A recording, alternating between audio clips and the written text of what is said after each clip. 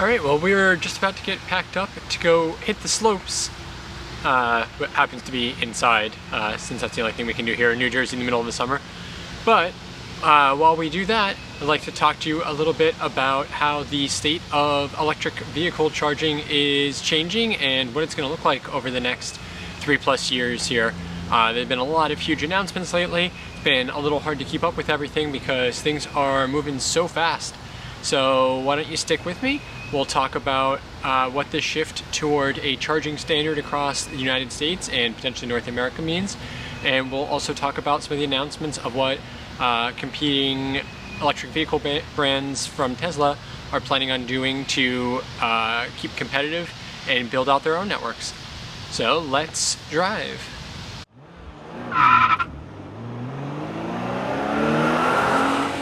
Let's ride. Alright, well, we're driving to Big Snow, which is the big indoor ski place, yeah, inside of the American Dream Mall here in New Jersey. And it's nice for us to have this option to go keep our skills sharp during the summer.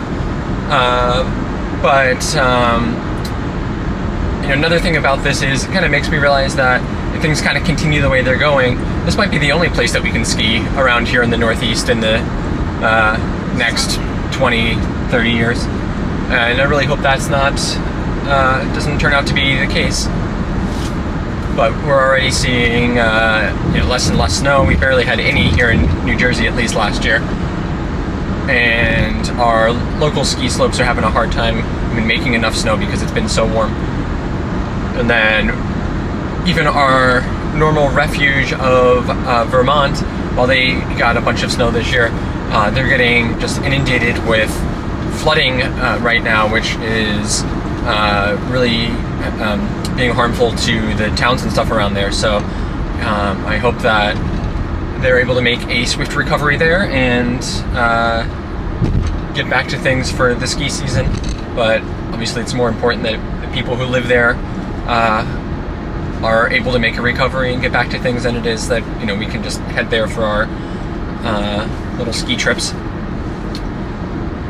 But I think this is part of why it's important that we continue to shift to electric vehicles, move away from our dependence on fossil fuels, and a big part of that is finding ways to make sure that the infrastructure is there and that people are able to find charging and be able to rely on it regardless of what type of car they go to. So I think that's really one of the big interesting things right now with the shift that is happening in the industry. So for folks that maybe aren't as familiar with it, there are basically two widespread charging standards in the United States for what's known as DC fast charging, which is the charging where you're getting the highest rates, generally 100+ kilowatts. And the two standards are it's a little bit of a stretch to call it a standard, but there's the Tesla one called NACS, the North American Charging Standard, and then there is what basically every other manufacturer is currently using in 2023, and that is CCS, or the Combined Charging Standard. And CCS is what you'll find on all of the various networks like Electrify America, EVgo, Blink, Flow, basically anything that's not Tesla right now. So the only ones that are in Tesla really are the Tesla superchargers that Tesla owns and operates and installs and maintains and everything, which are incredibly reliable. Is the largest charging network across the US right now, and it is absolutely the most user-friendly one because it's easy to find them all the time. There's some places in the country where during peak times you'll find waits, but generally not, and they're just also very well maintained and incredibly reliable. Compared to the other ones, like Electrify America in particular, has this, I'd say, well-earned reputation for just being unreliable because it's not maintained very well. Oftentimes several chargers are down at each site, and a lot of times they are actually derated and you're not getting the power that that is advertised on them. So what's happening now is really starting with Ford, a bunch of car manufacturers, so Ford, GM, Mercedes, Rivian, what am I missing? Nissan now have all announced that they are going, Volvo and Polestar have announced that they are going to be switching to Tesla's charger using the NACS port, which has put a lot of pressure now on the remaining ones and on all of the charging network providers to basically switch over to that and make that the true standard for the United States, which is essentially making it the death of CCS now. So this transition is going to take some time, of course. Really nothing is happening until next year, when these manufacturers are going to start providing an adapter that will allow their cars to get plugged in and charge at the Tesla superchargers. And then in 2025 is when the majority of them are going to actually start switching over and building that port into the cars themselves. And then they'll just be able to natively charge on Tesla ports. Now, on the other side of things, a lot of these charge point operators are now switching over, or maybe not fully switching over, but at least adding the capability and starting to build out the NACS plug as well. So essentially all of the ones that I mentioned, EVgo, Blink, Flow, charge points are have all already announced that they are going to start providing chargers with the NACS plug on it. So EVgo actually had already done it. I think they were the only ones prior to like all of these announcements that you could find some locations that actually had the Tesla plug on it, even though they're slower than the superchargers. But basically now, as a result of that, everything is going to be switching over to that, and it's really only a few holdouts in the car manufacturing world now. I'd say Lucid and the Hyundai group, including Kia and Genesis, as well as Volkswagen, are and I guess BMW, are the main holdouts still. Volkswagen, I think, makes sense because they're the ones who are building out Electrify America because of the settlements from Dieselgate scandals. And then Lucid and Hyundai are, I think, mostly being held up just because those are higher voltage platforms that the Tesla chargers don't currently support.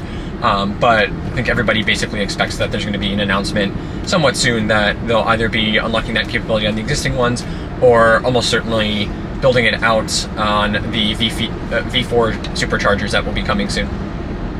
So as a Tesla owner, a little bit mixed feelings, I'd say, on all of this stuff happening. So on the downside, it means there are going to be a lot more cars now at all of the superchargers, which could mean longer waits, especially on some of these cars that charge so much slower. They'll really just be sitting there taking a long time to fully charge up and taking up a supercharging spot that previously would have been only utilizable by Teslas. But on the other hand, with all of this switching over, it gives Tesla more money and resources and incentive to continue maintaining them well, and more importantly, to continue building out more sites. So I mean, there's just been a ton of expansion lately. Even our kind of little local supercharger just got expanded from, I think it was 6 V2 chargers, and they added another 4 or 6. And there are some places where they're adding upwards of 20, 30, even like 40 superchargers all in locations now, just these massive sites, especially out west. So I think Tesla's gonna be able to keep up with this demand, and we're not gonna see like massive waits and problems and stuff at the chargers. I think it's actually just gonna work out pretty much fine. And as someone who is waiting on a non-Tesla EV, our Rivian, I'm also super excited now because it really solves what I think was our biggest concern with owning a non-Tesla EV, which was having to rely on the CCS networks. Now we are going to be able to just go right up to the Tesla chargers, starting with our adapter that we should get in 2024, and then kind of moving on to like, well, I mean, I guess ours won't, unless we don't get it until 2025, but the ones in 2025 and beyond will just have the plug natively built in. So that is going to be phenomenal. All the way up to the top? Sure. Yeah, all the way up to the top. Yep. Because it's easier to get to. Yeah, so that's going to make our life so much easier for road trips, especially. Just being able to. There's like a car show going on here. Car show? Yeah. Just going to be able to not even have to worry about where we're going to stop and charge or plan it out ahead all that much. Just ride that Tesla supercharging network all the way. All right, well, I hope that you found some of this information useful. There is an awful lot to keep straight right now, and things are kind of changing day by day. So if you did find this useful, please do whack that like button, ring the bell to subscribe so that you don't miss any other news on the EV world, any other road trips that we've got, reviews of other EVs that are out there, and even a lot of Tesla accessories that we've got coming. If this is your first time on the channel, definitely do please subscribe so that you don't miss any of that. I see that most of the viewers on the channel are people who are not subscribed and finding the channel for the first time, so I'd really appreciate that. Alright, well, with that, let me know below, what do you think that all of this is going to mean for the electric vehicle industry? Does this help move things along? Are these announcements going to do enough with how many new EVs are going to be out there on the road and just how crazy demand is right now? Please sound off below. But with that, thanks so much for watching, and I'll see you out there on the road.